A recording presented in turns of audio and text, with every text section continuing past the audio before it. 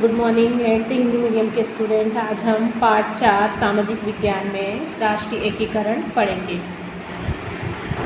सबसे पहले हम ये जानेंगे राष्ट्रीय एकीकरण क्या है।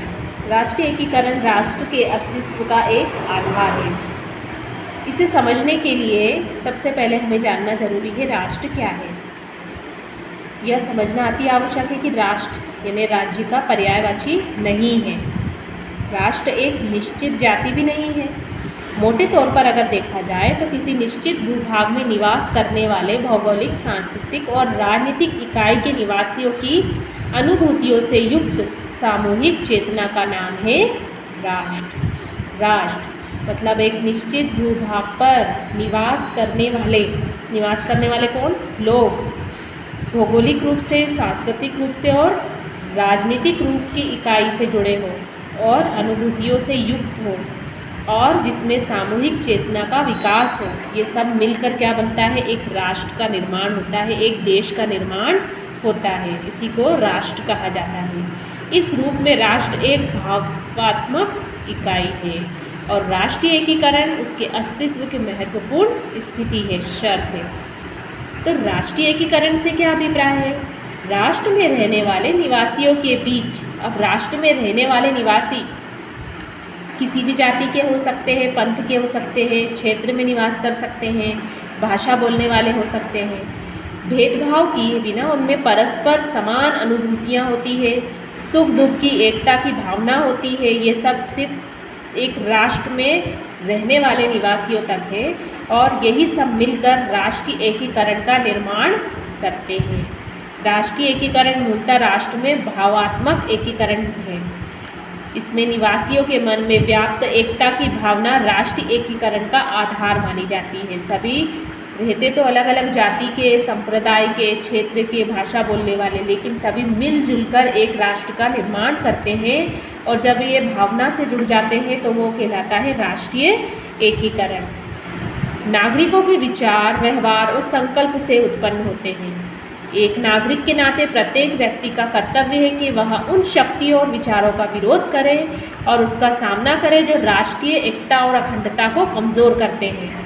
ऐसे कार्य करें और साथ में उनका सम्मान करें। ऐसे कार्य करें और साथ में उनका सम्मान करें जो राष्ट्र की एकता और अखंडता को मजबूत बनाते हैं, जिससे राष्ट्र की एकता एक मजबूत स्थिति में आती है। यही सब राष्ट्रीय एकीकरण के अंतर्गत आता है। तो दोनों का अर्थ हमने समझा, राष्ट्र का और फिर राष्ट्रीय एकीकरण का। अब हम ऐतिहासिक इसकी पृष्ठभूमि पढ़ेंगे कि क्या है। प्राचीन भारत में राष्ट्रीय एकीकरण की समस्या कभी नहीं रही। समय समय पर कुछ लोग और जातीय समुदाय बाहर से अवश्य भारत आते रहे। आपने देखा कि थोड़े थोड़े दिनों में किस प्रकार से अंग्रेज आए, ब्रिटिश आए और पुर्तगाली आए, फ्रांस, डच, ये सब आके भारत में रहे और कुछ तो यहीं पर बस गए। अधिकांश लोगों ने वापस ना जाकर, मुगल आए और भी बहुत सारे आए, तो ये सब ना जाकर भारत को ही अपना इन्होंने घर बना लिया, यहीं रच बस गए। इनकी संस्कृति और समाज के अंग बनकर इन्होंने अपनी संस्कृति भी यहाँ फैलाई। वे यहाँ घुल मिल गए। उनकी भाषा, रीति रिवाज, उपासना पद्धति, पूजा पाठ का तरीका, जीवन शैली भारतीय समाज में धीमे धीमे क्या हो गई? समा गई। इस प्रक्रिया से यहाँ का समाज और संस्कृति में क्या हो गई? समृद्धि आई। जब हम भारतीय संस्कृति की बात करते हैं तो उसका अर्थ किसी एक पंथ, किसी एक विशेष धर्म से नहीं अथवा समुदाय विशेष की संस्कृति नहीं, बल्कि समूचे भारतवर्ष की संस्कृति से होता है। फिर वो चाहे किसी भी जाति का हो, किसी भी पंथ का हो, समुदाय का हो, समाज का हो।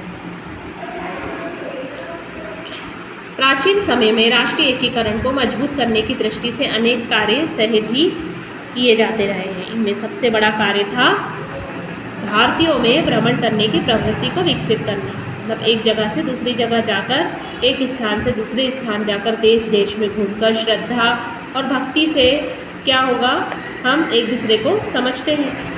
इसी के आधार पर धामों, बद्री विशाल, जगन्नाथपुरी, रामेश्वर, द्वारका की यात्रा का काफ़ी योगदान रहा है। यात्रा को काफ़ी बढ़ावा भी दिया गया है और ये चारों धाम की यात्रा से बहुत कुछ सीखने को भी मिलता है। इसी प्रकार तीसरे वर्ष क्रमशः 4 अलग अलग स्थानों में लगने वाले महाकुंभ में आम जनता तक पहुंचा पहुंचना और राष्ट्रीय एकीकरण में ये सब सहायक रहे हैं, चाहे वो रीति रिवाज से संबंधित हो, धर्म से संबंधित हो, त्योहारों से संबंधित हो। इन व्यवस्थाओं ने सभी भारतीयों के मन में एकता की भावना का विकास किया है। अब इसका स्वरूप क्या है राष्ट्रीय एकीकरण का? तो ये दो प्रकार का होता है। एक स्वरूप वह है जो एकरूपता पर आधारित होता है और दूसरा भाषा, रहन सहन, रीति रिवाज, उपासना पद्धति, ये सब पहले उसमें आते हैं। और दूसरा क्या है? ऊपरी तौर से दिखने वाली बहुरूपता, जो बावजूद आंतरिक रूप से देखा जाए तो वो एक ही है। अतः राष्ट्र में रहने वाले लोगों की भाषा, रहन सहन, रीति रिवाज, पंथ अलग अलग हो सकते हैं, फिर भी वो सब क्या है? एक राष्ट्र एक हित के बारे में सोचते हैं। राष्ट्रीय मुद्दों पर जैसे राष्ट्रीय एकता, अखंडता, संप्रभुता के संबंध में सभी की अनुभूति और सोच समान रहती है। भारत की बात की जाए तो यहाँ पर राष्ट्रीय एकीकरण देखने को मिलता है। दूसरे प्रकार से राष्ट्रीय एकीकरण जब भारत में देखा जाता है तो भारत क्या है? एक विशाल देश है, बहुत बड़ा देश है, जो आकार में रूस को छोड़कर लगभग यूरोप के बराबर है। तो यहाँ की जनसंख्या भी बहुत अधिक है और विश्व में इसका जनसंख्या के हिसाब से दूसरा स्थान भी है। 250 से अधिक भाषाएं यहाँ बोली जाती है और इसके साथ ही 22 भाषाओं को संविधान में राष्ट्रीय भाषाओं के रूप में अनुसूचित भी किया गया है। पंथ और उपासना की पद्धति से देखा जाए तो भारत में विश्व में लगभग सभी पंथ और उपासना पद्धति पाई जाती है। हिंदू धर्म के अलावा यहाँ पर मुस्लिम, ईसाई, पारसी, सिख कई धर्मों को मानने वाले लोग रहते हैं।